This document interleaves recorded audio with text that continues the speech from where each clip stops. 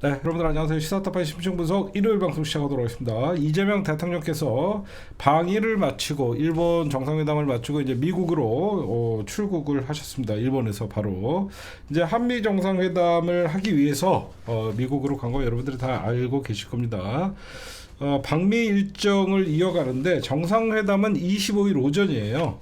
정상회담은 내일인데 먼저 이재명 대통령께서는 경제계 학계 인사 등과의 일정을 소화한 후에 26일 필라델피아로 이동을 하고 뭐 한화 필리 조선소 시찰 등을 하시고 그 다음에 뭐 이렇게 정상회담하고 이어지는 거거든요.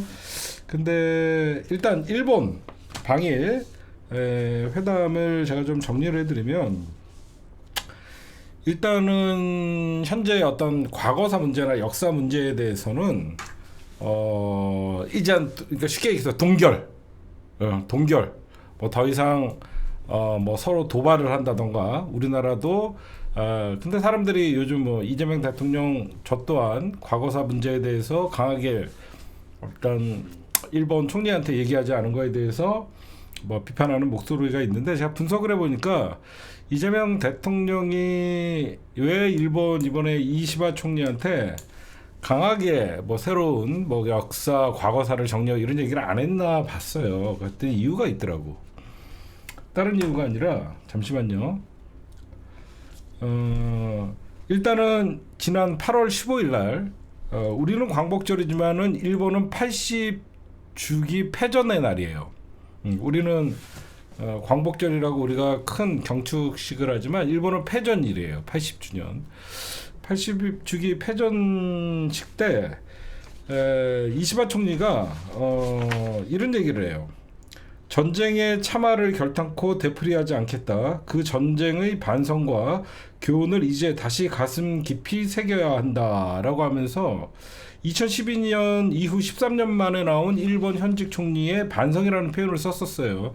그래서 이번에 한일 정상회담을 하면 우리가 좀 기대를 좀 어느 정도 했는데 왜 이재명 대통령도 과거사 언급은 사실상 강하게 일본에게 요구를 하지 않고 동결 수준으로 마무리한다 했더니 이 이시바가 여러분들 알다시피 일본은 의원 내각제잖아요. 의원 내각제이기 때문에 지난달에 참의원 선거에서 패배를 하면서 이시바가 잘못하면 총리직 유지가 불투명해요. 이시바가 그러니까 일본 국내 정치적 입지가 굉장히 지금 흔들리고 있어요. 그런데다가 이재명 대통령이 너 빨리 한국에 대해서 반성하는 얘기해라 이렇게 할 수가 없죠. 그러니까 일본의 이시바 총리의 현재 정치적 이재명 대통령이야 완전 뭐 지지율 뭐 60% 가까이 넘어가는 그런 강력한 지지를 받고 민주주의를 회복하는 국민들 촛불의 염원에 의해서 탄생한 민주정부이지만 이시바는 굉장히 지금 일본 안에서의 정치적 입지가 흔들리고 있는데 걷다가 일본의 극우정당인 어떤 그 자민당이나 이쪽에 어떤 그 세력들에게 비판의 어떤 그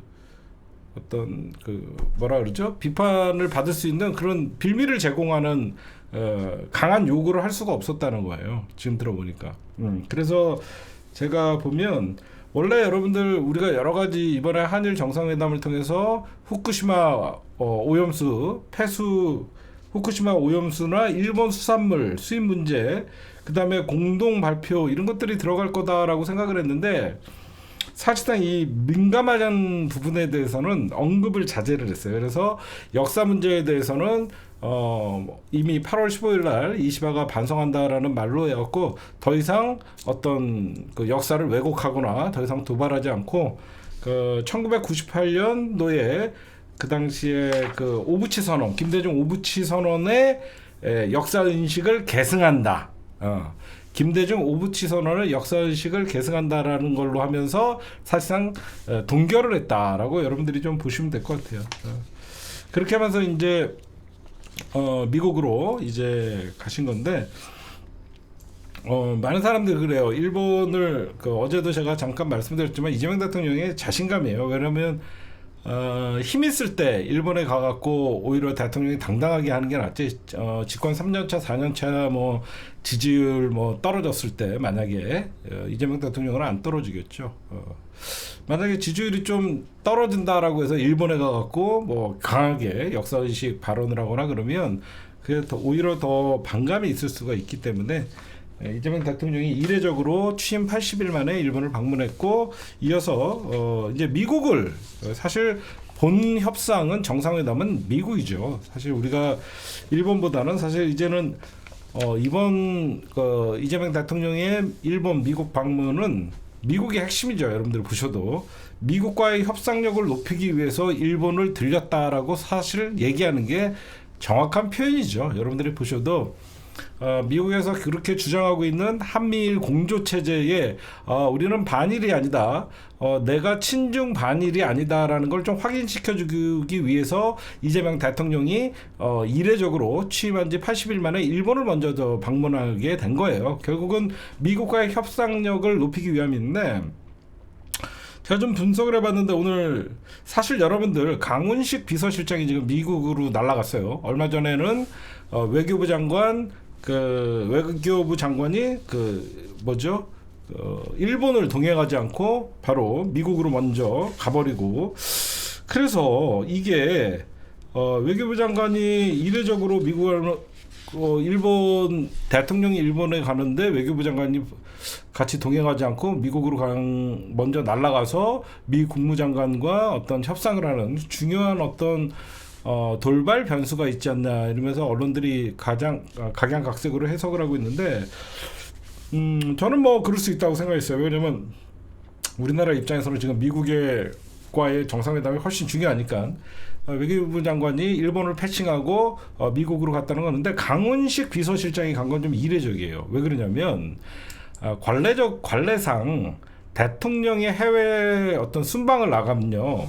비서실장은 여러분들 국내에 남아서 국내의 어떤 상황을 예의주시하고 관리를 하거든요.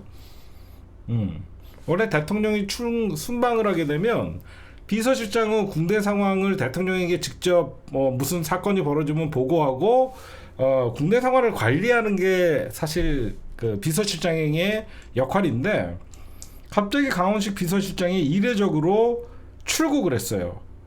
그러면 이거는 분명히 외교부 장관이나 또는 뭐 안보실장 그다음에 김용범 정책실장 우리나라가 여러분들 30실장 하는데 그 30실장은 누굴 얘기냐면 대통령 비서실장 그다음에 안보실장 정책실장 이 세 명을 3실장이라고 해요.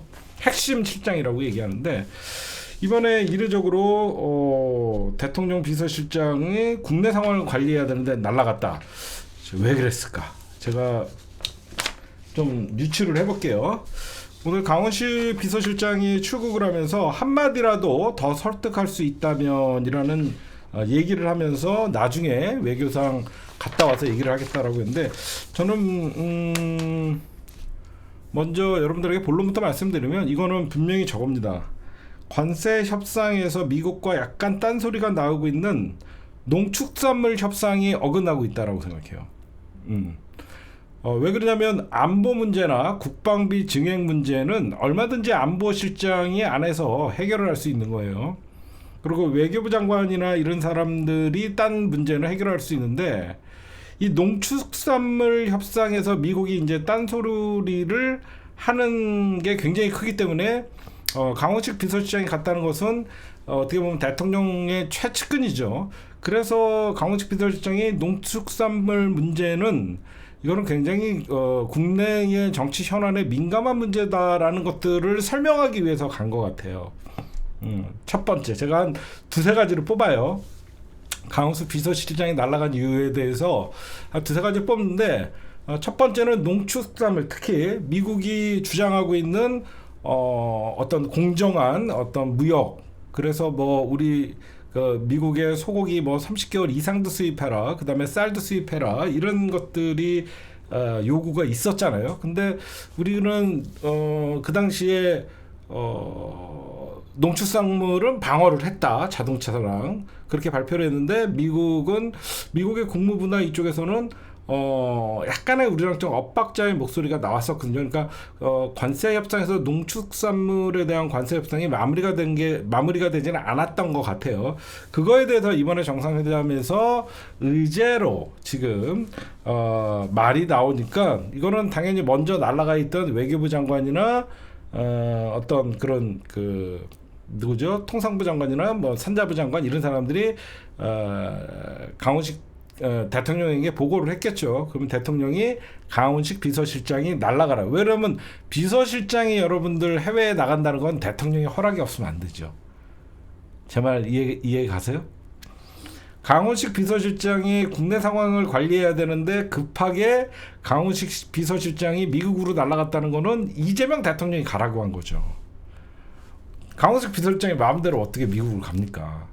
대통령이 빨리 가보라고 한 거죠. 그래서 제가 볼 때는 첫 번째 제가 생각하고 있는 거는 관세 협상에서 농축산물 협상에서 이번에 한미 정상회담에서 미국이 이견을 보이고 있거나 딴소리를 할 가능성이 있기 때문에 강훈식 비서실장이 국내 정치 상황에 대해서 설명해 줄 사람은 외교부 장관도 아니잖아. 이 사람들은 정무직 공무원들이고. 여러분들이 봐도 그러죠. 외교부 장관이나 이런 사람들은 정무직 공무원들이기 때문에 그런 정치 상황에 대해서는 자세하게 설명해 주려면 정치인 출신인 강훈식 비서실장만큼 설명해 줄 사람이 없으니까 날아간 것이다. 저는 여러분들에게 그렇게 좀 말씀을 드리고 있고, 두 번째 강훈식 비서실장이 날아간 것은 이거는 조금 확률은 떨어지지만 이번에 그 미국의 그 주한미군 주둔 유연화 그거에 대해서 이제 좀 뭐 이번 정상회담에서 도안이면 뭐예요? 트럼프가 미국이냐 중국이냐 그렇게 선택하라고 할 수도 있고, 트럼프가 중국을 언급을 못할 가능성이 있고, 그런 것들도 있고, 또 제가 세 번째로 생각하고 있는 지금이 아까 미국과의 좀 엇박지하는 주한미군 주둔비, 주한미군 주둔비에서 트럼프는 현재 우리나라가 주한미군 주둔비를 한 1조 한 1,000억 2,000억 정도 내는 걸로 알고 있어요. 근데 우리가 작년 협정을 따라서 올해는 한 8.6% 올라갔고, 좀 8.6% 1조 한 4천억 정도 이 정도 오는데 트럼프가 거기서 한 10배를 얘기했던 것 같아요. 근데 정상적인 협상은 한 더블로 한 2조에서 2조 8천 뭐 이렇게 올라갈 거라고 생각해서 요 세 개인데 제가 첫 번째 같아요. 지금은 딴 거는 뭐 안보실장이 그 중국과의 문제는 안보실장이 사실 해결할 수 있는 문제거든요. 그리고 뭐 방위비 문제도 뭐 외교부 장관이나 이쪽에서 국방 라인에서 할 수 있는 거라서 강훈식 비서실장은 관세 협상에서 약간의 문제가 생기지 않았나, 저는 그렇게 좀 생각을 합니다. 좀 이례적이에요. 그래서 뭔가 이거 대통령이 가라고 한 거거든요. 그래서 제가 추출할 때는 미국이 어떤 압박이 생각보다 크다, 이렇게 좀 말씀드리고, 네, 이재명 대통령이 미국에게 이재용, 최태원, 구강모, 김동관, 팀 코리아 같이 갑니다. 예전에는 그렇게 이재용 구속하라고 외쳤던 전데 요즘 이재용이 이뻐 보이고 최태원이도 이뻐 보이고, 저는 재벌이라 그러면 노이로지가 있던 사람들인데 요즘 재벌들이 왜 이렇게 듬직한지 큰일 났습니다. 그렇죠? 예전에 이재용 구속하라고 재벌 해체하라고 떠들었던 전데 왜 이런지 모르겠어요. 이재용, 최태원, 구강모, 김동관이 이재명 대통령과 함께 미국을 향해서 가니까 팀 코리아라고 제가 얘기하잖아요. 팀 코리아. 그렇죠? 팀 코리아. 예. 이재용 삼성전자 회장, 최태원 SK그룹의 회장, 구강모 LG그룹 회장, 김동관 하나그룹 부회장, 죄송합니다.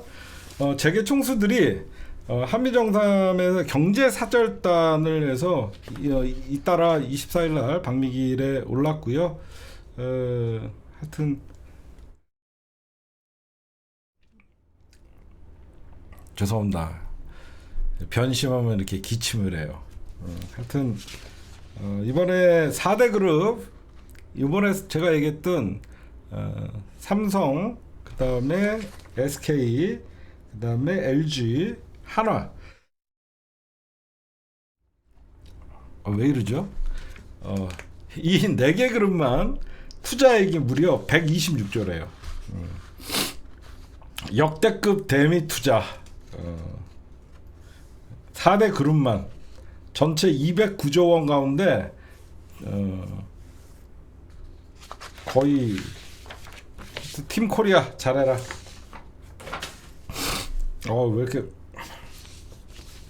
그 다음에 그러면 이번에 제가 좀 분석을 좀 할게요.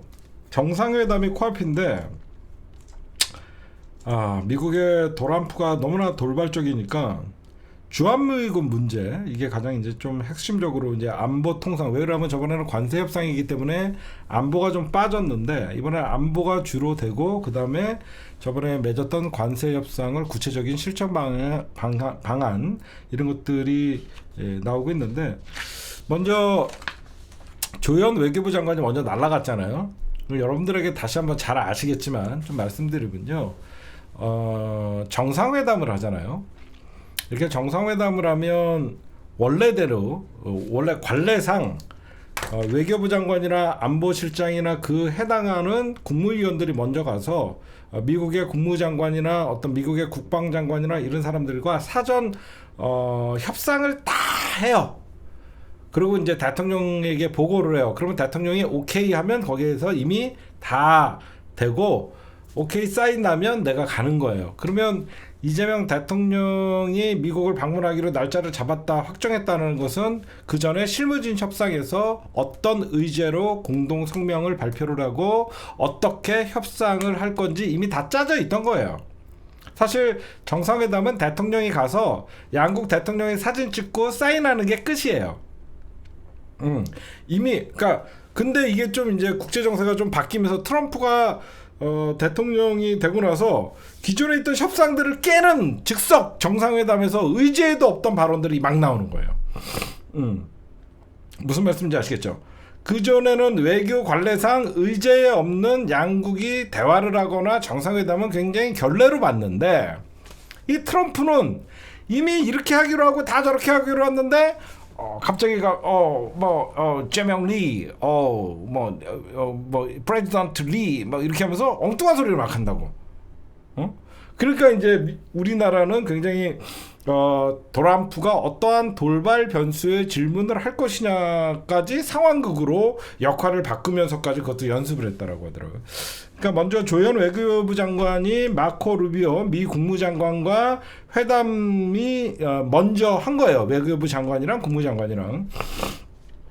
일단 그러면 어떤 주제로 할 것이냐를 먼저 하는 거죠. 외교부 장관끼리 먼저 이제 안보 청구서, 그러니까 주한미군 방위비 문제, 그거를 얘기하는 거고, 지금 제가 가장 좀 문제가 될 거라고 생각하는 게, 미국이 계속 인도 태평양 지역을 억지력을 강화한다 그래서 과거에는 여러분들 주한미군이 그러니까 대한민국의 어떤 그 외부로부터 공격, 북한, 그러니까 한마디로 북한의 도발을 막기 위해서 주한미군이 사실 주둔했었죠. 근데 이 미국은 지금 어떻게 하냐면 언제든지 주한미군을 빼서 인도 태평양, 즉 중국과 대만의 전쟁 또는 중국의 남하 정책에 언제든지 주한미군이 투입될 수 있게 하겠다라고 하는 게 미국이 주장하고 있는 주한미군의 유연화 정책이에요. 미국이 어떤, 그러니까 전략이 아시겠죠? 그래서 말은 주한미군 현대화라고 얘기를 하지만 그 주한미군 현대화는 주한미군을 빼서 사실상 인도태평양에 투입하겠다는 거거든요. 그 왜 현대화라는 말을 쓰냐면, 사실 여러분들 알다시피 우리나라에 주둔하고 있는 주한미군은 대부분 육군 중심이에요. 육군 중심인데 인도태평양 전략은 사실상 해군 중심이잖아요. 일본의 오키나와는 공군 중심이란 말이야. 무슨 말씀인지 아시겠죠? 육군의 병력이 사실상 주한미군은 육군 중심이고, 일본의 오키나와는 공군 기지는 사실 그 공군 중심이고 이제 주한미군을 빼서 사실상 해군 중심의 그걸 현대화라고 하는 거예요 지금. 그게 그렇게 되면 여러분들 알다시피 이제 중국이 반발을 하겠죠. 미국이 과거에는 북한의 도발에 억제하기 위해서 주둔했다 그러면 이제 대한민국에 주둔하고 있는 주한미군은 언제든지 중국의 도발을 억제하는 거니까 중국 입장에서는 어떻게 보면 미군 철수하라라는 말이 중국 입에서 나올 수가 있다라는 것이죠. 그럼 외교적으로 우리나라가 굉장히 샌드위치가 돼갖고 불리한 어떤 외교적 중국과의 상황, 미국과의 상황, 굉장히 난처한 상황이 있을 수가 있다라는 것이죠. 그래서 지금 일단은 여러분들에게 용어를 정리를 좀 해주면 미국이 그냥 일방적으로 공개한 의제들은 인도태평양 지역의 억제력 확장, 그러니까 아까도 금방 말씀드렸던 주한미군 방어에만 묶어두지 않고 중국 견제 등에 투입할 거다. 그러면서 유연화 정책이라고 하고 그걸 좀 세련되게 얘네들이 전략적 유연성이라고 씁니다. 그 다음에 그거를 한미동맹의 현대화라고 얘기를 하고, 두 번째, 미국에서 지금 주장하고 있는 게 공동 부담 분담 증대. 공동 부담 분담 증대. 말이 공동 부담 분담 증대지 국방비 올리라는 겁니다. 그러니까 도란프는 장사꾼이기 때문에 돈에 관해서 가장 관심이 많아요. 그래서 지금 대한민국이 지난해 타결한 12차 한미 방위비 특별협정에서 2026년에는 올해 대비 8.3% 인상된 1조 5,192억 원, 미 US 달러로 치면 11억 달러거든요. 근데 미국이 현재 11억 달러에서 2배 가까이, 그러니까 그 11억 달러면 그러니까 우리나라가 지금 국방비가 GDP의 지금 2.5% 수준이거든요. 근데 미국은 우리나라 GDP에서 5%를 부담하라는 거예요. 그러면 11억 달러에서 22억 달러가 되겠죠. 약 3조 원 가까이 물으라는 거예요. 계속 GDP 대비 5% 정도 해라. 뭐 유럽 국가들은 그렇게 한다. 그래서 이걸 이제 압박을 할 가능성이 있고, 그 다음에 아까도 잠깐 말씀드렸던 강훈식 비서실장이 가장 날아갔던 이유는 관세 협상의 세부 협상이 난항을 보이고 있다라는 게 저는 예상을 해요. 그래서 지금 관세 협상이 잘 이루어졌다라고 하고도 일부 미합의 사안이 남아있는 상황이다라고 양국이 인정을 하고 있거든요. 실제로 농축산물 시장 방어 등 최대 성과로 우리나라는 내세웠지만 미국 실무진과의 의견이 있었다라는 게 가장 얘기들이 있어서 미국이 다시 이거에 대해서 의제로 삼을 경우에는 과거에 우리나라가 방어를 했다라고 하는 게 정치적으로 사실 거짓말을 한 거가 될 수 있기 때문에 강훈식 비서실장이나 이재명 대통령 입장에서는 굉장히 제일 당황스러운 게 방위비 올려달라 이런 게 아니에요. 우리나라가 방어했다라고 분명히 얘기했는데 미국이 이제 와서 갑자기 농축산물 개방하라고 하면 또다시 엇박자가 나니까. 그래서 제가 보면 강훈식 비서실장이 긴급 투입된 것이다. 저는 그렇게 보고, 그 다음에 이제 저는 의외로 어떤 아까 전략적 유연성이나 주한미군을 어떤 그 인도 태평양 전력에 투입하는 방법, 그러면서 한편에서는 지금 이재명 대통령을 친중 반일이다 아니면 친중 반미다 이런 식으로 이제 미국인의 극우들이나 대한민국 극우들이 이재명 대통령을 그렇게 어떤 프레임을 몰고 가는데, 이번에 많은 사람들이 걱정하는 게 도란프가 한미 정상회담에서 이재명 대통령에게 재명리 나 도란프야 아니면 너 시진핑이야 둘 중에 하나를 선택해, 일본의 저 애완견들은 저는 도란프지요 이렇게 바로바로 빨아주는데, 이재명 대통령에게 그렇게 무리하게 윤석열 같았으면 저는 처음부터 도란프였습니다, 저는 처음부터 바이든이었습니다 뭐 이렇게 연병을 했겠지. 뒤에서는 저 바이든 저 새끼 저거 국회에서 통과되지 않으면 저거 어떻게 그거를 날리면이라고 했던 새끼 아니에요.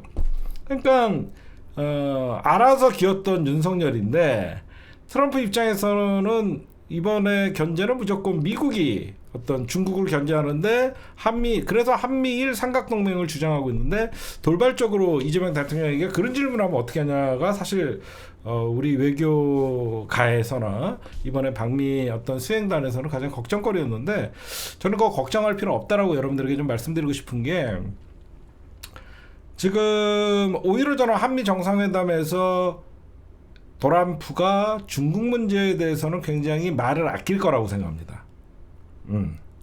오히려 트럼프는 진짜 장사꾼이기 때문에 한미 정상회담에서 이재명 대통령을 압박하기 위해서 중국을 언급하지 않을 거라고 생각해요. 이유는 10월 달에 우리나라에서 경주에서 에이펙 아시아 태평양 정상회담이 있는데, 미국이 대한민국 경주에서 에이펙 정상회담에서 시진핑과의 정상회담을 지금 추진하고 있거든요. 근데 대한민국을 난처하게 만들어 갖고 오히려 불편하게 하면, 대한민국과 중국의 사이가 불편해지면 중국이 에이펙 정상회담에 안 올 수도 있어요. 그쵸? 응? 이번에 만약에 한미 정상회담에서 트럼프의 강요에 의해서 우리나라가 어떤 중국을 배제하고 미국과의 동맹을 더 결속을 강화한다라는 어떤 메시지가 나올 경우에는 중국은 사실상 분노하지 않을 수 없고, 10월에 열릴 에이펙 정상회담에 그 항의 차원에서 안 올 수도 있단 말이에요. 근데 미국은 이번에 10월에 있을 에이펙 정상회담에서 미중이 사실 핵심이잖아요. 그러니까 대한민국에서 열리는 미중 정상회담이 사실상 헤드라인이란 말이에요. 그거를 준비하고 추진하고 있는 게 지금 미국의 트럼프이기 때문에, 제가 보면 오히려 이재명 대통령에게는 중국 압박은 이번에 덜할 것이다. 저는 그렇게 좀 예상을 해봅니다. 예. 제가 보면 그래야만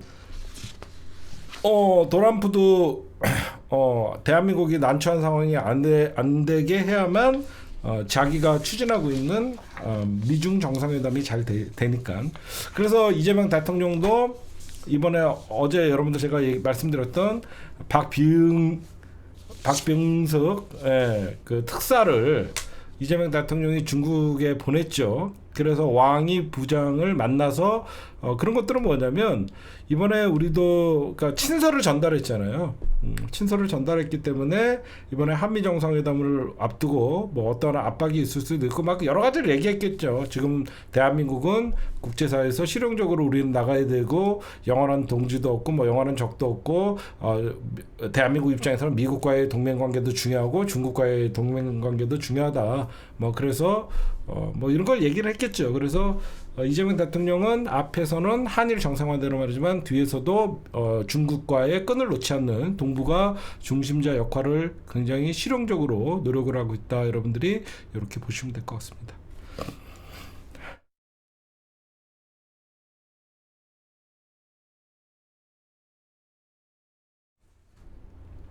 이렇게 조금 설명을 하고 정상회담을 여러분들이 좀 바라보면 뭐가 포인트인지 좀 보이실 거예요. 그래서 제가 여러분들에게 이걸 좀 말씀을 드렸고요. 그 다음에 요거 좀 짚지 않을 수가 없죠. 노란봉투법이 국회를 통과했습니다. 그랬더니 이제 대한민국의 기득권 그리고 일베 극우들이 일제히 이거는 뭐 재벌들이 사실상 뭐 회사를 해외로 이전하게 하는 법이다 이렇게 하면서 이재명 정부를 공격하는데, 저는 노란봉투법이라고 해서 국회를 통과됐지만 정확한 워딩은 우리가 앞으로 노란봉투법이 국회에서 통과됐다라고 하면서 노란봉투법이란 니콜 노사상생법이에요. 이 법이 통과됐다고 해서 기업들이 해외에 이전할 일은 없습니다. 해외는 더 센 노동법이 있어요. 그러니까 다 거짓말이에요. 여러분들 제 말 이해가 가시죠? 우리나라가 노동자법이 강화돼서 해외로 기업들이 이전을 한다? 말 같지도 않은 소리 하지 마십시오. 해외에는 이런 법들이 진작에 정착돼 있어 갖고 해외에 나가면 군소리도 안 하고 그 나라의 노동법 다 지키고 있어요. 이거는 정확히 얘기하면 노사상생법이에요. 이걸 왜곡하고 22년 노동자 한들이 풀리는 겁니다. 20년 만에 수건이 풀리는 거예요. 민주당이 2015년 법안 첫 발의 후 10년 만에 본회의가 통과가 된 겁니다. 역사적으로 민주당이 큰 일을 한 거예요. 원래 여러분들 왜 개혁은 힘드냐면 적응 기간이 필요한 거예요. 개혁은 사람들이 이 법이 통과되면 어떻게 실행될지 잘 몰라요. 그래서 뭐든지 개혁을 하자라고 하면 사람들이 뭔가 불안한 게 있는 거예요. 그래서 이렇게 어떤 경제법이나 이런 것들 특히 이거는 시간이 정착되면요. 왜 이런 걸 안 했을까라고 얘기합니다. 예전에 여러분들 주 5일제 근무할 때도 얼마나 난리였습니까? 기억 안 나세요? 우리나라 주 5일제가 정착된 게 그렇게 오래되지 않아요. 제가 기억으로 한 15년?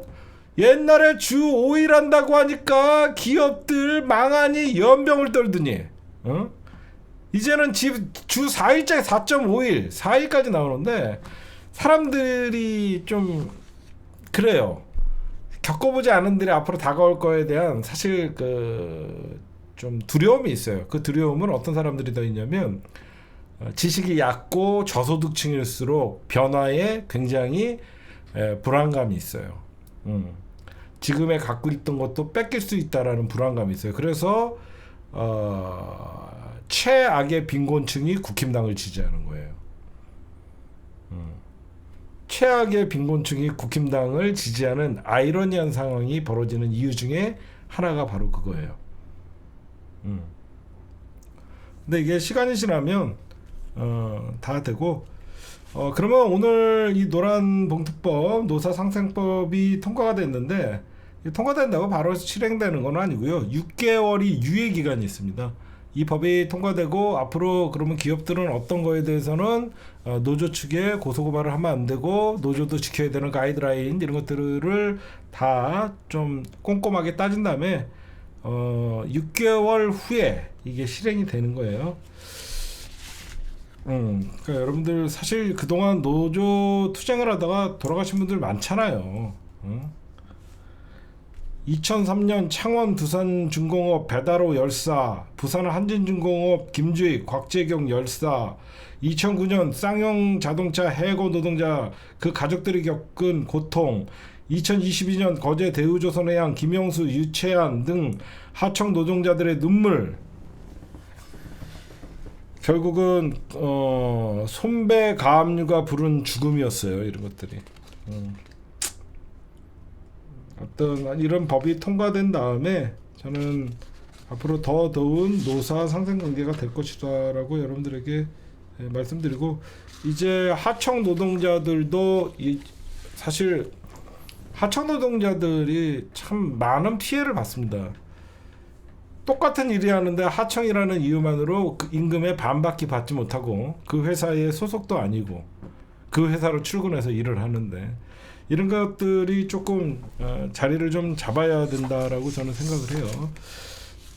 하청 노동자가 원청 기업과 직접 교섭할 수 있도록 하고, 이게 굉장히 중요한 게 뭐냐면요, 단순히 기업이 노조에게 손배 가압류를 못하는 게 아니라 그동안은 하청 노동자가 원청 기업과 직접 교섭할 수 있도록 하고 파업 노동자에 대한 기업의 손배상, 이거예요.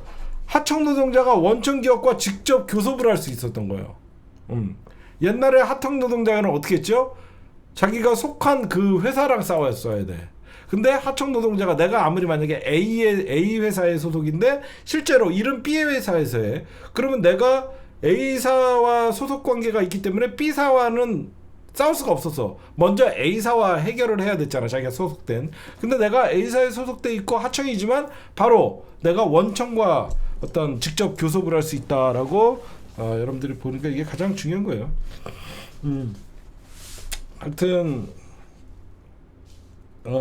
참 2014년 쌍용차 파업 노동자들에 대해 47억 원을 손배상하라는 법원 판결이 나온 뒤 시민들이, 내가 저번에 말씀드렸죠, 미친게 법원도 문제가 많아요. 노동자들 해봐야 얼마 번다고. 쌍용차 파업의 노동자들에 대해서 47억 원을 손배상하라고 법원 판결이 나온 뒤에 이게 말이 되냐. 그래서 시민들이 노란봉투에 성금을 담으면서 입법운동이 촉발됐던 거예요. 2014년. 그래서 이 법이 민주당에 2015년에 상정이 됐던 겁니다. 여러분들 5만 원 이렇게 담아갖고 노란봉투법에 보태기 바랍니다. 그러면서 그때 사람들의 신금을 울려갖고 노란봉투법이라는 이름이 비록 47억이라는 큰 돈이지만 시민들 한 명 한 명이 5천 원, 만 원 이렇게 걸으면서 그걸 노란봉투에 담아서 보내면서 이게 노란봉투법이 된 거예요. 여러분들이 좀 보시면 될 것 같습니다. 다행히 노동부 장관이 노사 출신이기 때문에 잘 될 거라고 생각합니다. 좋은 법안 통과한 거예요. 저는 우리나라가 이런 어떤 노란봉투법 저는 이제 노동의 어떤 노동 리콜 상명 존중이 경시되는 사회였다라고 생각하거든요. 단순히 그 노란봉투법의 통과는 기업이 노조 활동을 위축시키고 노조에게 손배소 압류를 그렇게 한다는 걸 떠나서 이 법이 통과됨으로써 노동자의 생명을 조금 더 존중하는 사측의 태도가 있을 거라고 생각합니다. 우리가 여러분들 지금 위험의 외주화라고 하죠. 그래서 위험한 일들은 좀 여기저기서 뭐 불나고 사망하고 유독가스에 뭐 사람 죽고 그러면 대부분 요즘 여러분들 그 사망자 명단에는 외국인 노동자들이 포함되어 있죠. 그래서 이런 것들도 저는 사각지대에 있는 외국인 노동자들도 분명히 지금 우리와 국적은 다르지만 한 가정의 가정이자 어떤 엄마의 소중한 아들 또는 딸 자식들이거든요. 저는 우리나라가 세계의 어떤 어떤 컨텐츠, K 문화, K 컬처 뭐 이런 것들을 선도 국가라고 K 민주주의 그러면 해외 노동자들의 어떤 인권도 좀 생각하는 정부의 법이 좀 더 강하게 좀 나왔으면 좋겠어요. 저는 그 기본에는 이재명 대통령의 어떤 산재와의 전쟁 선포 그런 것들 너무 저는 감동받았어요.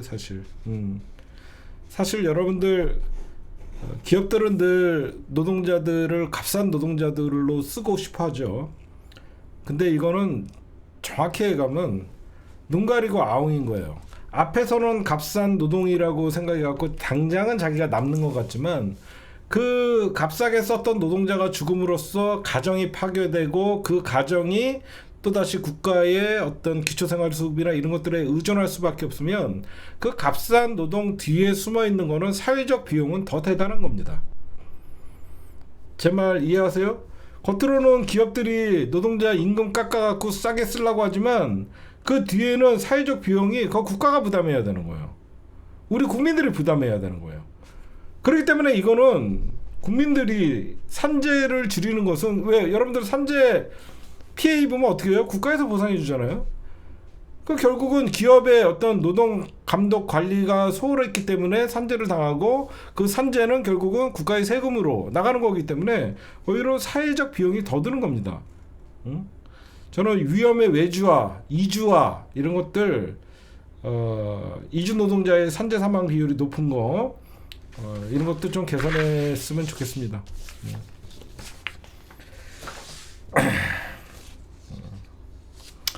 결국 이제 이재명 대통령이기 때문에 이제 국회만 통과돼도 우리는 거부권이 없기 때문에 여러분 마음 편하게 통과됐다라고 이렇게 제가 얘기할 수가 있습니다. 과거 같으면 아무리 윤석열 정부에서 노란봉투법 여러 번 통과가 됐어요. 근데 윤석열이가 거부권을 행사하면서 사실상 막혔었죠. 이제는 국회에서 법이 통과만 돼도 이재명 대통령이 대통령이시기 때문에 전혀 거부권 걱정 없이 우리가 통과됐다라고 생각해도 무리가 없습니다. 그 다음에 특검 얘기 좀 할게요. 먼저 한덕수 구속영장 청구됐죠. 지금 한덕수가 영장실질심사는 제가 알기로는 한 화요일 정도. 한덕수는 200일간 국민을 속이고 지금 입만 벌리면 거짓말을 하려고 그랬고 그 내란 대행에서 자기가 윤석열 파면이나 이런 것들이 잘못될 수 있기 때문에 그 내란의 공모를 덮기 위해서 대통령 후보까지 나왔던 파렴치한 인간입니다. 뭐니 해도 한덕수는 1970년도에 공무원을 시작했어요. 누구보다도 박정희 독재 정부와 독재 정권의 결말을 누구보다도 봤을 텐데 이번에 내란 특검에서 지금 한덕수의 구속영장을 보면요, 내란 방조, 위증 6개 혐의를 적시했습니다. 첫째, 내란 우두머리를 방조했다. 두 번째, 허위 공문서를 작성하고 세 번째가 행사했다. 네 번째, 대통령 기록물법 위반을 했고, 다섯 번째, 공용서류를 손상했고, 여섯 번째, 위증을 했다. 6가지를 했어요. 그래서 누구보다도 전두환 신군부의 내란 사태를 겪었던 공무원이 이번에 적극적으로, 여러분들 알다시피 국무총리는요, 국무회의에서 제 의장이 대통령이고요, 국무총리는 부의장이에요.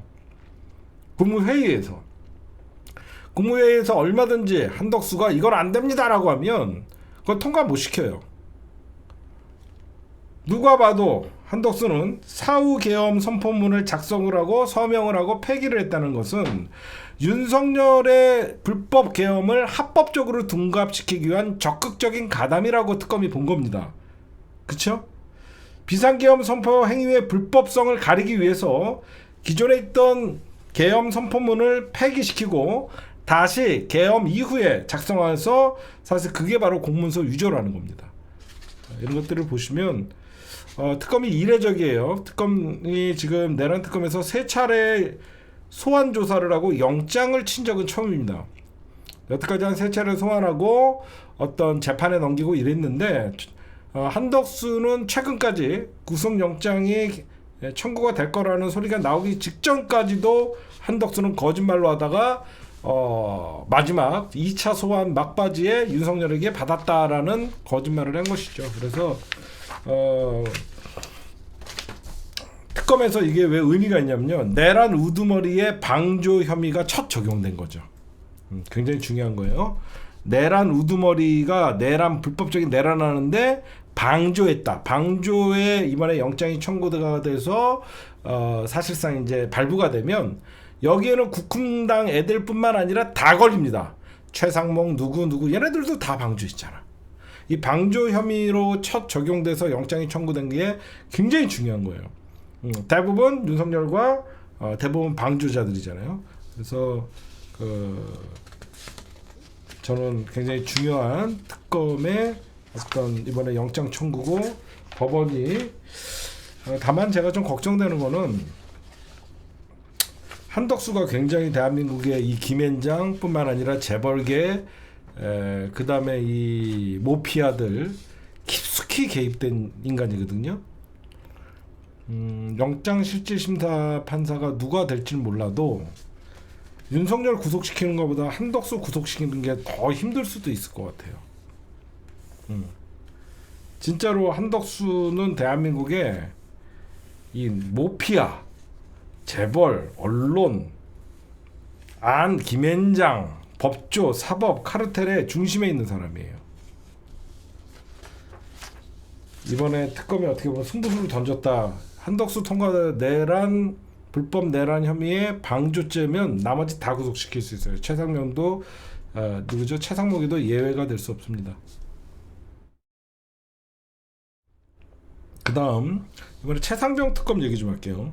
최상병 특검에서 이제 런종섭이가 되는 걸 도와줬던 사람들, 그 당시에 법무부 장관이 박성재였고 법무부 차관이 누구였냐면 심우정이에요.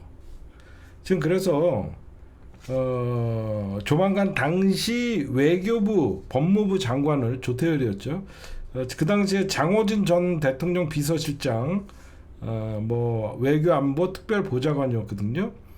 이런 애들 지금 다 잡으려고 하는 것 같아요. 그래서 지금 박성재 전 법무부 장관과 당시 법무부 차관이었던 심우정 전 검찰총장이 출입국 외국인 본부에게 연락을 해서 이종섭이의 출국 금지를 해제하라고 했거든요. 그래서 이거에 대해서 박성재나 심우정이는 잡으려고 하는 것 같아요. 먼저 여러분들에게 그걸 좀 방조가 아니라 공동정범이라고. 공동정범은 김건희야. 그다음에 김건희 특검 얘기 좀 해줄게요. 지금 김건희 특검의 처음에 핵심 4인방은 전성배 건진법사, 그 다음에 통일교 세계본부장이었던 윤영호, 그 다음에 도이치모터스 주가 조작 사건의 선수였던 이종호, 거기에 집사로 불렸던 김혜성이죠. 이 네 명이 다 구속됐죠. 다 구속됐습니다. 그러면 나머지는 누구냐? 이제는 세 명이 남았어요. 통일교 문제의 핵심 키를 주고 있는 권난동, 한학자, 거기에 자수서를 내면서 저 좀 살려달라고 했던 이봉관 서희건설 회장. 이 세 사람들이 이제 특검이 정조준을 하고 있어요. 왜냐면 권난동, 한학자, 특히 한학자가 이제 저는 이번 김건희 특검에 사실 그 국힘당이 가장 긴장하는 거는 한학자의 특검 소환입니다. 만약에 특검에서 한학자를 불렀는데 한학자가 국힘당에게 몇백억 대주고 돈을 몇 차례 주고 누구누구에게 줬다. 만약에 이거를 다 불어버릴 경우에 국힘당 끝나는 거예요. 여러분들이 생각해도 한학자가 키맨이죠. 응? 정당 해산뿐만 아니라 국힘당 제2 차떼기 사건으로 해갖고 지난 대선 무효뿐만 아니라 국힘당은 작살나는 거예요. 응? 국힘당 작살나는 거예요 지금. 그게 지금 이제 특검에서 권선동, 왜 사람들이 권선동 왜 수사 안 하냐 이렇게 하는데, 권선동은 정치인이고 불체포 특권이 있기 때문에 최대한 빠져나갈 수 없는 증거를 확보한 다음에 최종적으로 권선동을 먼저 부르고 한학자를 부르는 일은 없을 겁니다. 한학자를 먼저 불러서 누구에게 얼마 줬냐를 밝힌 다음에 그 다음에 특검이 단서를 확보한 다음에 권선동, 이철규 뭐 이쪽으로 아마 뻗어나갈 가능성이 많죠. 그렇죠? 당연히 그거 맞죠. 그래서 사람들이 왜 타파님은 김충식 얘기를 안 해요 그러는데, 사실 저는 김충식에 대해서 잘 몰라요. 김충식 전문은 열린 공감이에요. 저는 저는 김건희랑 최은순 이쪽만 파하다 보니까 난 모른다 그래. 나는 김충식에 대해서 잘 몰라요. 저는 김건희 전문가예요. 저는 김건희 전문가이다 보니까 제가 김충식, 어떤 분이 왜 타파님은 김충식을 안 파요 그 글이 있는데, 그쪽 분야는 아니에요 제가. 제가 김충식은 잘 몰라서 그래요. 그 열공에서 김충식은 옛날에 그 한국장님이 김충식 전담으로 취재를 하는 거는 얘기가 있었거든요. 그래서 여러분들이 보셔도 이제 구속될 놈들 김건희 특검에서 다 구속시켰죠. 전성배, 윤영호, 이종호, 김예성. 나머지 이제 핵심은 뭐죠? 이제 가면 위로 갈수록 김건희도 구속시켰죠. 이제 남은 건 누구다? 한학자, 권선동, 이봉관. 이봉관은 당연히 대가성 청탁으로 사이가 국무총리실에 진짜로 취업을 했잖아요. 이건 청탁 뇌물범 빼도 박도 못하는 거잖아요. 그래서 그 이봉관 회장은 김건희 기소에 말일 안에 기소를 해야 되니까 김건희 기소 때 쓰려고 하는 것 같고, 나머지는 윤석열 대선 자금, 불법 대선 자금 국힘당으로 번질 가능성이 크다라고 말씀드리고, 제가 모든 사건의 중심은 김건희에게 있다라고 여러분들에게 얘기했잖아. 봐요 진짜. 저는 이거를 특검 수사 전 3년 전부터 모든 건 김건희라고 했잖아. 여기 한번 보세요 여러분들. 농담인가? 여기 요게 건진이, 이 통일교 라인, 건진, 검찰 인사청탁, 권난동, 여기에 세계 총회 다 김건희로 향하죠. 김예성 182억 4억인가 기업들 투자, 3부 토건 주가 조작, 도이치모터스 주가 조작 이종호, 그 다음에 여기에 3부 토건에 조성욱, 그 다음에 도망간 이기훈, 양평고속도로의 원희룡, 양평 그 당시에 군수 김성교, 그 다음에 내란도 연관돼 있다고 얘기했잖아. 조태열, 노상원. 이거 핵심입니다. 김건희는 내란 수계예요. 그 다음에 여기 보세요. 그 다음에 검사들 김상민, 그 다음에 이런 애들, 명태균, 김영선, 공천, 21g, 뭐 이거 다 명품 쇼핑 그 다음에 최재형 목사, 그 다음에 권익위, 히림건설, 그 다음에 이 서아무개 바세론 콘스탄티니가 뇌물, 다 김건희잖아. 사건만 눈으로 봐도 여기서 여러분들 몇 개입니까? 그래서 여러분들 누가 봐도 지금 김건희 사건은 연장을 안 할 수가 없어요. 김건희 사건은 이 끝이 보이지가 않아요. 지금 여러분들 알다시피 김예성 집사 사건이나 서희건설 사건은 특검에서 수사하다가 나온 사건이죠. 의혹이 끝이 없어요. 이 사건 도이치모터스 주가 조작 사건 하다 보면 딴 사건도 걸려들고 딴 데 조사하다 보면 이 사건도 터지고. 그래서 제가 보면 김건희 특검 확대해서 진짜 김건희 특검은 거의 1년 동안 특검 인력이랑 늘려갖고 다 해야 돼요. 일단 특검 얘기를 했고 지금 이제 눈에 가시들 얘기 좀 할게요. 눈에 가시들.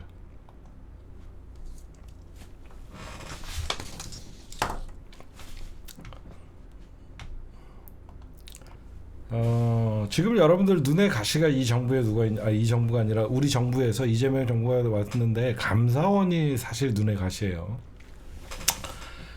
이 최재해 감사원장은 임기가 올 11월까지예요. 최재해는 조만간 날아갑니다. 특검 수사에 이제 21g 사건을 덮어줬던 의혹이 있고요. 그 다음에 더 눈에 가시가 누구냐면 여러분들 그 싸가지 없는 유병호예요. 유병호. 과거에 사무총장 하던 놈이 윤석열 정부에서 알박기를 하면서 사무총장을 감사위원으로 둔갑시켰습니다. 그래서 감사위원회 임기가 4년이에요. 감사위원이 사실 실세입니다. 유병호가 실세예요. 근데 유병호가 감사위원으로 임기가 아직 4년이 남았어요.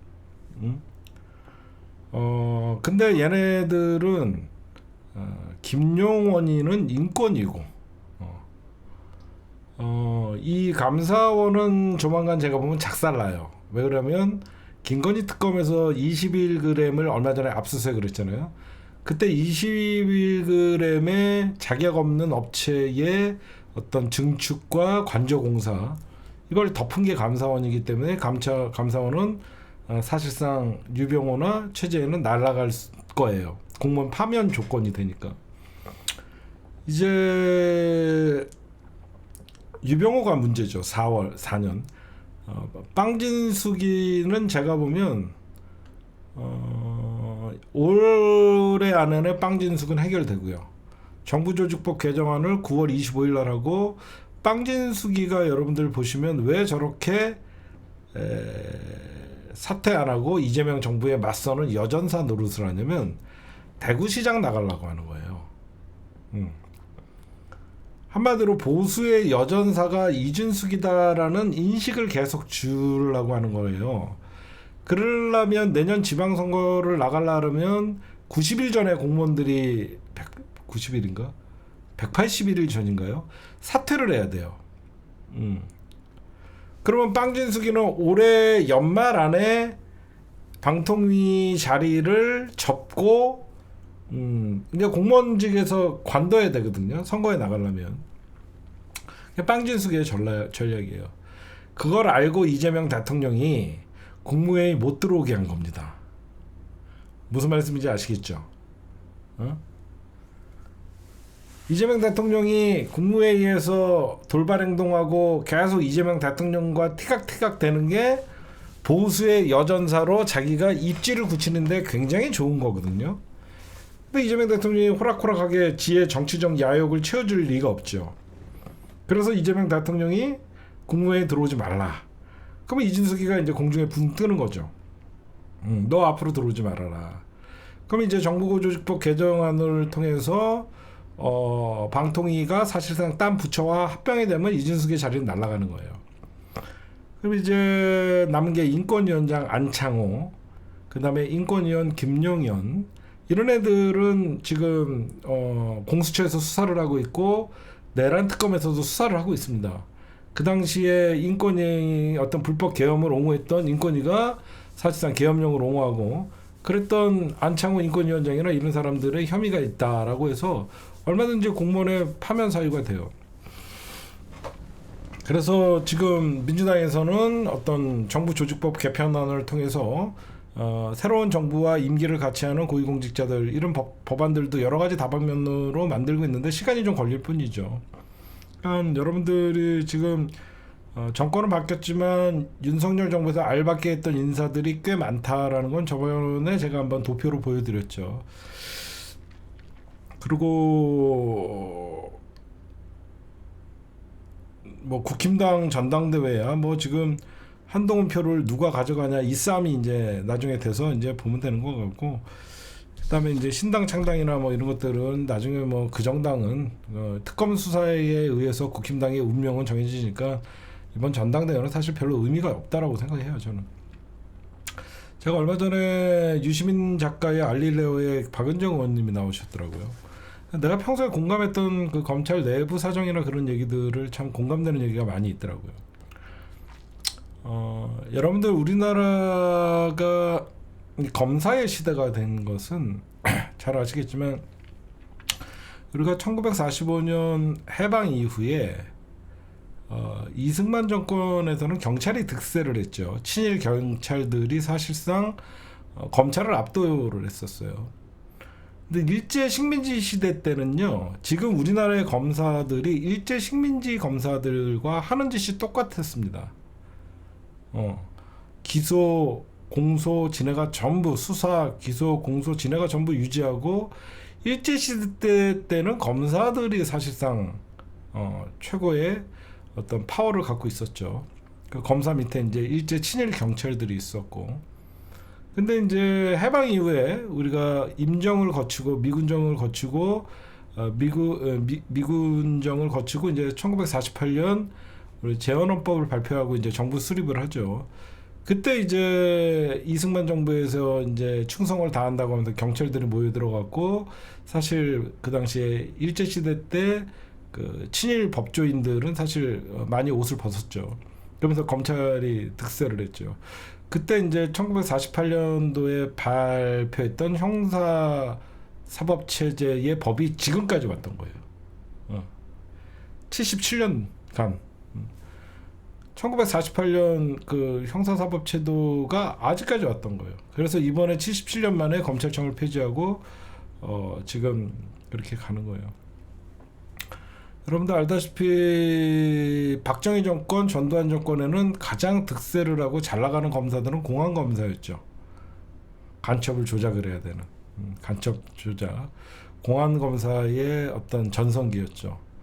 그러고 나서 언제부터 그러면 특수부 검사들이 전성기를 발휘하냐면 김영삼 정부부터예요. 문민정부라고 하면서 과거 안기부에 끌려가는 검사들도 갔다가 나오면 초주금이 돼갖고 나오는 진짜 사슬 시퍼런 검사들도 겁을 낼 정도의 그 당시에 안기부, 뭐 중앙정보부, 그다음 안기부, 이때는 군사정부에서는 검사는 사실 권력의 충견노로밖에 못했었죠. 그때 이제 공안이 날릴 때였죠. 그러다 이제 특수부가 언제부터 이제 방금 말씀드린 문민정부가 들어서고 나서 그러니까 87 체제 이후에는 사실상 특수부 검사들의 시대가 된 거예요. 여러분들 왜 형사부 검사들은 홀대받고 특수부 검사들이 그렇게 검찰 안에서 굉장히 중용됐냐면, 특수부 검사 새끼들은 인지수사를 하잖아요. 인지수사. 이 말이 인지수사지. 아, 저 새끼 잡아야 되겠네. 사건을 꾸미는 거죠. 형사부 검사들은 어떤 거죠? 경찰이 기소 의견으로 보낸 사건을 형사부 검사들은 검토를 해서 그거를 재판에 넘기는 역할을 하는 것이고, 특수부가 여태까지 기획수사, 뭐 공작수사 이런 것들의 대가가 뭐냐면 인지수사라는 게 있는 거죠. 정경심 교수님도 여러분들 보시면 어때요? 조국 장관님과 검찰 사태 때 처음에 무슨 사모펀드로 대선 자금을 마련한다 그러다가 별건 수사라고 하면서 여기저기서 털어서 먼지 나오는 거 없지 않냐라고 하면서 이제 동양대 최성희의 어떤 그 제보를 받아갖고 인지 수사를 한 거죠. 이거 학력 위조다라고 하면서 이제 거기서 특수부 애들이 기획을 하는 거죠. 그래서 사실상 특수부 검사들이 이제 독재 정권 이후에는 공안 검사들은 사실 좀 뒤처졌죠.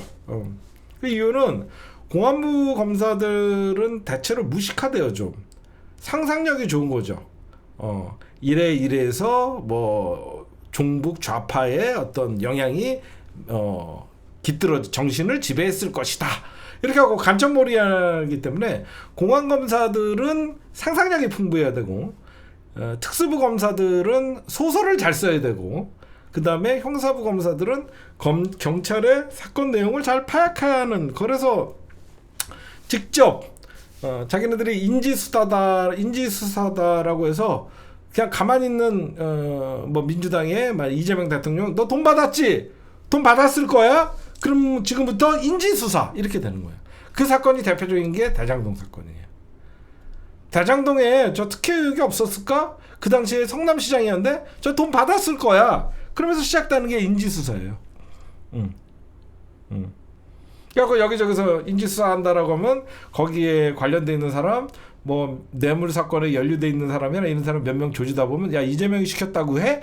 이렇게 하면서 인지수사가 결국은 조작수사, 공작수사로 번지는 거죠. 이제 여러분들 이제 뭔지 이렇게 눈에 보이죠. 처음에 정적 죽이기, 정권의 개노릇을 그래서 견찰이라는 그거 하잖아요. 그러니까 예를 들어서 윤석열의 어떤 반대편에 있던 이재명을 죽이기 위해서 야 이재명 성남시장 시절 때 털어봐. 그때 여기저기서 사건 나온 거 있나 뒤져봐. 캐비넷 딱 열었더니 그때 성남시청에서 어떤 뇌물 사건이 있었습니다. 그 새끼 불러. 그 새끼 잡아다가 얘기하면 야 이거 니들 이재명 연관된 거 없냐? 막 터는 거죠.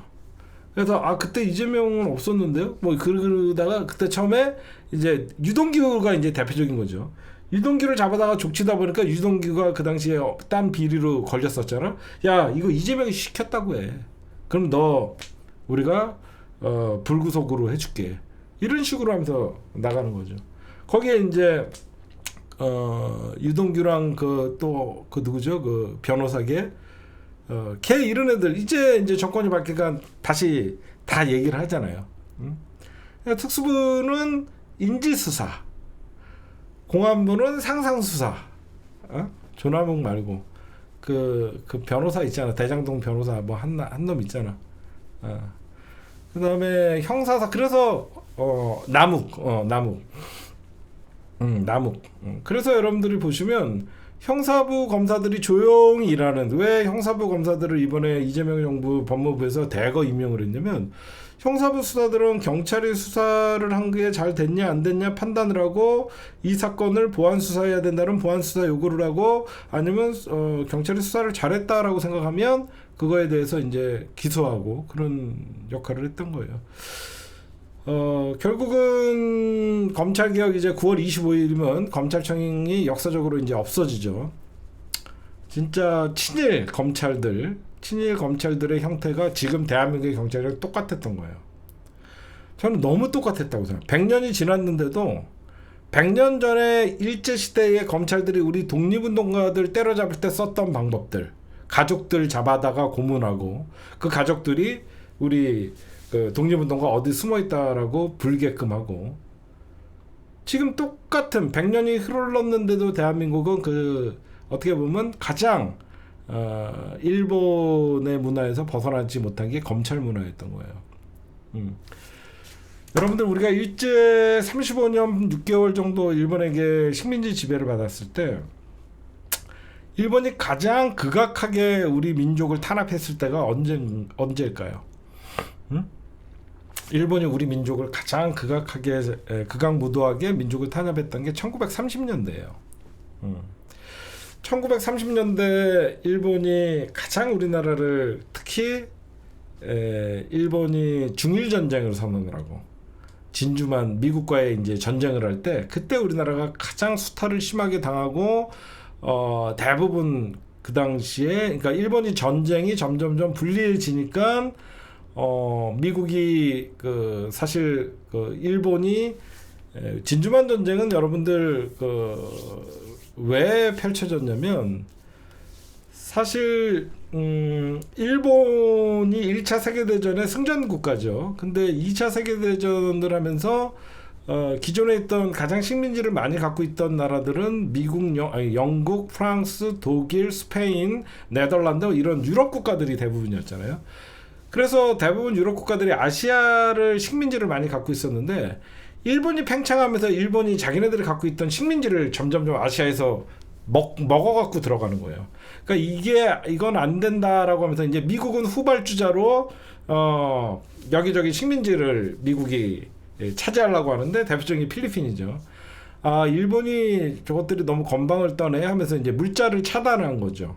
유럽으로부터 일본에게 들어가는 석유와 철 이런 전쟁 물자를 미국이 이제 차단하니까 일본이 빼도 박도 못하니까 진주만을 습격을 했던 거예요. 응?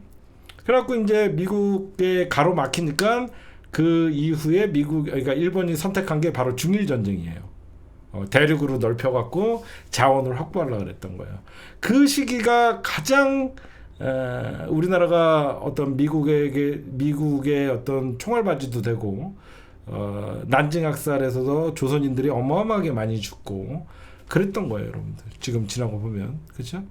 그래서 일본이 결국은 1945년 8월 15일 날 어떤 뭐 사실 히로시마와 나가사키에 원자폭탄이 떨어진 것도 있지만 일본에게 가장 공포스러웠던 거는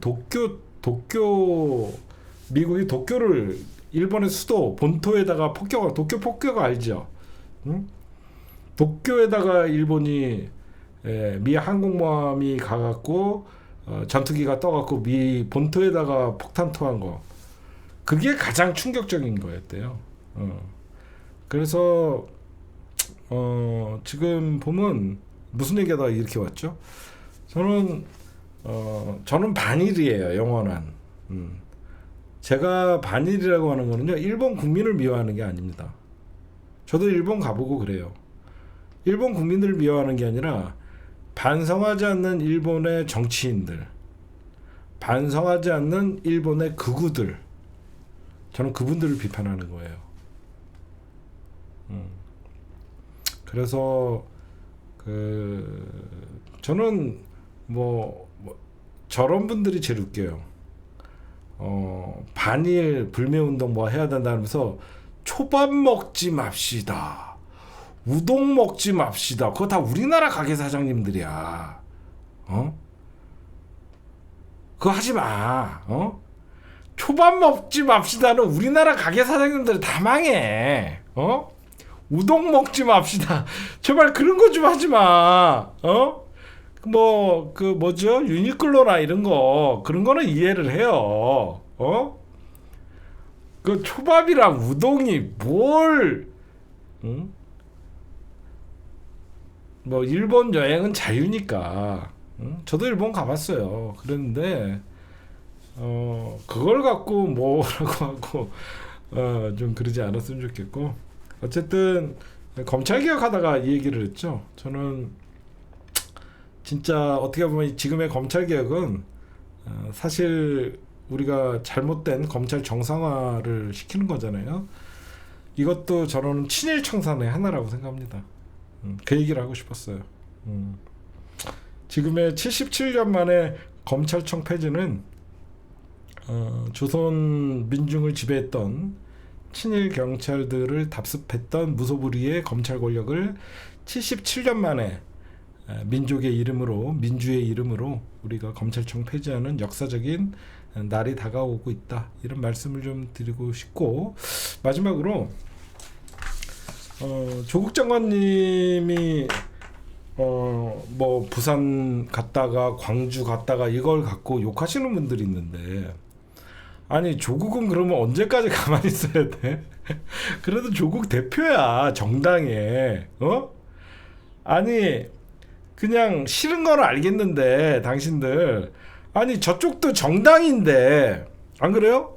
저쪽도 정당인데 남의 당 대표를 부산도 못 가게 하고 호남도 못 가게 하고 아니 그거를 그 나중에 선거에서 심판하면 될 거를 남의 당 민주당 지지자들이 조국혁신당 대표가 여기저기 다니는 것까지 뭐라고 할 건 좀 아니라고 생각하고 제가 요즘 방송 트렌드나 이런 것들이 좀 들어가는 걸 보니까 이 이재명 대통령 응원한다고 하면서 허건날 방송에서 김어준 욕하고 조국 욕하고 문재인 욕하는 새끼들은 전부 구독 취소하십시오. 정상적인 새끼들 아니에요. 안 그래요? 문재인 대통령도 이재명 대통령이 대통령 됐기 때문에 명예회복하는 거예요. 이재명 대통령도 나중에 민주당이 정권 잡아야지. 이재명 대통령도 나중에 대통령 퇴임 이후에 이재명 대통령도 마음 편히 있는 겁니다. 도대체 왜 국힘당과 가열차게 싸우고 우리 민주 진영의 한 갈래인 문재인, 조국 왜 그렇게 못 잡아먹어서 너희들이 그러니까 사쿠라라고 하바리 새끼들이라고 하는 거예요. 그런 방송은 보지도 말고 시청률 올려주지도 말고 전부 허구한 문재인, 조국, 김어준, 유시민, 최강욱, 개총수, 얼마 이 새끼들아 방송 세우제가 없으면 이 새끼야 차라리 예전같이 휴대폰 들고 나가갖고 국힘당 당사 앞에라도 있어. 그 무식 드러내는 그 정치 분석 그딴 거 시부리지 말고 수준 떨어져서 누가 보내줘갖고 잠깐 봤더니 이걸 듣고 있는 사람들이 있나 수준 떨어져서 진짜 못 듣겠더라고. 응? 모르 정치 분석을 하고 공부를 참 하던가 허건날 문재인 욕하고 조국 욕하고 진짜 한심한 새끼들. 진짜 적당히들 해. 그 다음에 우리 조국 혁신당에도 좀 얘기할게요. 이런 얘기를 합니다. 조국당은 왼쪽에 있고 민주당은 우측에서 경쟁을 하자. 말은 그럴싸합니다. 무슨 말인지도 알겠어요. 조국혁신당은 자완투수, 그러니까 좌측을 맡겠다. 민주당은 훌륭한 중도 보수를 잡아라는데 시기상조예요. 이렇게 달라 그러면 민주당 정권이 3번 이상은 나와야 돼요. 우리가 우려를 하는 게 그냥 우려를 하는 게 아닙니다. 왜 모르겠습니까? 민주당보다 더 왼쪽에서 싸우려고 있는 마음은 알지만 국힘당이 해산되지 않으면 막상 선거 때 돌입하게 되면 민주당도 진보로 구분이 돼버려요. 제가 늘 얘기하지만 국힘당이 없어지지 않는 이상 민주당이 중도 보수를 차지할 수 없어요. 차라리 국힘당은 극우 정당으로 TK 정당으로 몰락시키면 몰라도 이거는 너무 이상적인 거예요. 이렇게 실현되려 그러면 민주정권 20년 30년 지나야 돼요. 그래서 더 이상 서로 갈라지지 말고 오래되면 합치기가 힘들어지는 거예요. 그래서 조국혁신당의 입장을 모르는 것도 아니죠. 훌륭한 생각을 갖고 윤석열 탄핵과 윤석열 정부 종식의 역할을 많이 하셨잖아요. 민주당과 경쟁하려고 그러면 지지자들이 결국은 갈라져요. 그게 걱정이에요. 마음이 아파요. 네, 오늘 제가 준비한 심층 분석은 여기까지 녹화 좀 하겠습니다.